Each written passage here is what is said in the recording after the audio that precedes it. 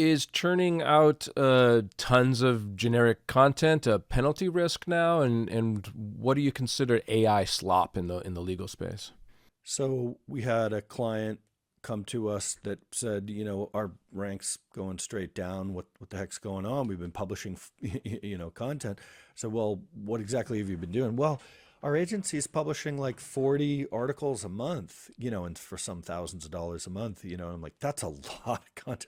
So we looked, and it was at least through originality.ai, which is an important tool to at least factor in. I don't think these tools are perfect, but it's a cool tool to see if it looks like it's AI written content. And we looked at the content, and everything was like 100% score of like likely AI generated. That's when you can trust those tools a little more.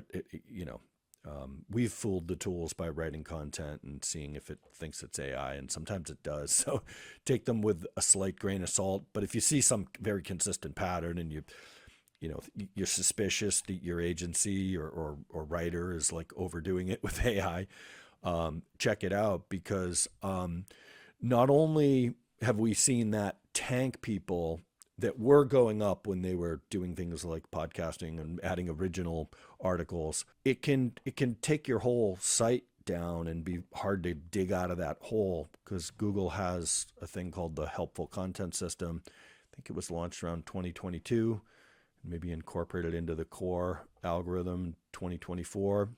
And they've always been kind of about that, is, they recommend adding good, healthy, helpful content, and early SEO, people are like, yeah, screw that. We just get some, buy some backlinks and we'll get there.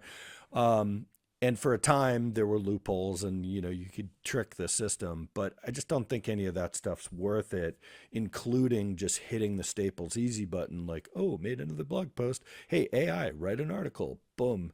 And it's not insightful, it's not unique to you, it's regurgitated from AIs grabbing it from all these other sites. I mean, expecting that slop to do well is foolish, in my opinion.